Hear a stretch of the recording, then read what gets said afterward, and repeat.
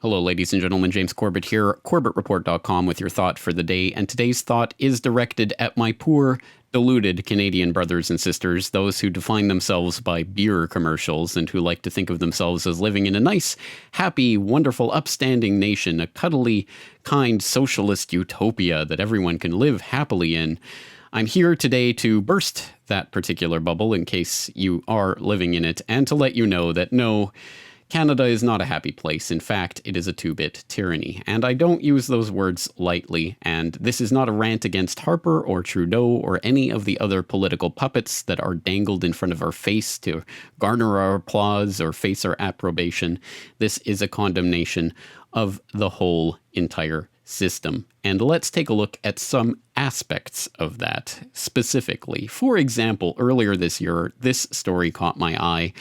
Insulting police online banned by Granby, Quebec bylaw. That's right. If you happen to live in Granby and happen to complain about the police and the way you were treated by them, or to in any other way insult them in a way that any particular police officer or really any government official feels to be insulted by your comments online, they can now launch a prosecution against you. And this involves fines ranging from $100 to as much as $1,000. And this isn't for some sort of death threats against police officers or anything of that sort. This is really criticism of police. The move comes after town officials discovered a Facebook page called Les Policiers Zélés de Granby, the Zealous Police of Granby. Ooh, that sounds like a really threatening political document, doesn't it? But apparently that's enough to earn such ire of the police force that you can now actually be prosecuted for it under this bylaw. But that's just unfortunately one tiny, tiny example of the type of craziness, and I use that word advisedly, that is taking place and has taken place in Canada over the decades. The corruption and ultimately the destruction of any semblance of right to free speech in the country of Canada.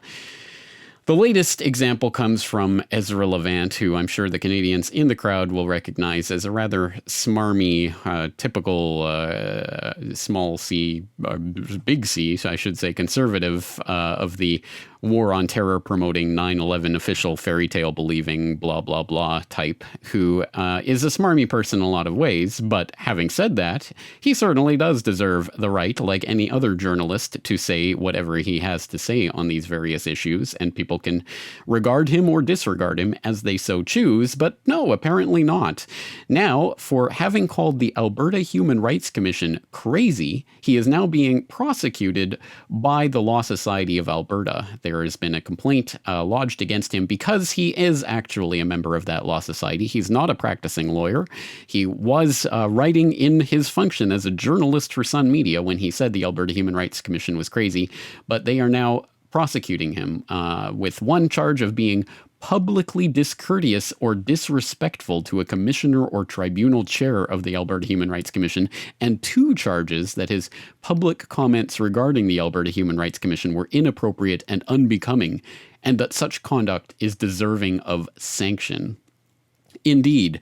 So this is the price that lawyers apparently will pay if they happen to be also journalists and try to speak out against such things as the crazy Alberta Human Rights Commission, which is crazy. I mean, if you look at it as an institution, it was founded by the Alberta Human Rights Act and is basically just one of these provincial human rights tribunals, commissions that exist in all of the various provinces, and of course, all of them under the federal, the Canadian Human Rights Commission, which is under the Canadian Human Rights Act, which has been amended over the years, but there was a particularly controversial section, Section 13.1, which did read, "It is a discriminatory practice for a person or a group of persons acting in concert to communicate telephonically or to cause to be so communicated repeatedly in whole or in part by means of the facilities of a telecommunication undertaken within the legislative authority of Parliament to any matter that is likely to expose a person or persons to hatred or contempt by reason of the fact that person or those persons are identifiable on the basis of a prohibited ground of discrimination, i.e., a hate speech law. That is, there are certain words that are so harmful that if you utter them, you can and will be prosecuted by one of these human rights commissions. Or at least that was the case up until 2013, at which point this 13.1 was, I believe, repealed from the Canadian Human Rights Act altogether. That does not mean there is not still human rights in the criminal code, but at any rate, this Human Rights Act does no longer include that 13.1 because there were a number of very high-profile cases that were very ridiculous of people bringing charges against even news media for daring to report on various things. And yes, it may have been Maclean's magazine reporting on the war on terror and all of that being subject to a claim by the Canadian Islamic Council or something of that nature, claiming that this was a violation of the 13.1 because it constituted hate speech against Muslims. Well, again, of course, the fairy tale of the war on terror is something that should be disputed wholeheartedly, but not through the courts and not in that manner. Freedom of speech is something that, well, is one of the ideals that's enshrined in the Canadian Charter of Rights and Freedoms. Look at all the beautiful rights and freedoms enshrined here. Freedom of conscience and religion, freedom of thought, belief, opinion, and expression, including freedom of the press and other media of communication, freedom of peaceful assembly, freedom of association. All of these wonderful, nice, fuzzy, wuzzy, wonderful freedoms that are granted by the Canadian Charter of Rights and Freedoms. Except, you might have noticed there's an interesting little clause here. The United Nations Charter of Rights and Freedoms puts it at the end. The Canadian Charter puts it right at the beginning. It's interesting. The Canadian Charter of Rights and Freedoms guarantees the rights and freedoms set out in it, subject only to such reasonable limits prescribed by law as can be demonstrably justified in a free and democratic society, i.e. the government can repeal whatever of these wonderful rights and freedoms they want to at any time through legislation by simply declaring it to be reasonable, and of course the courts going along with it. And that has and does continue to happen. That's how there can be such thing as hate speech laws in the criminal code, despite the fact that you are guaranteed freedom of thought, belief, opinion, and expression.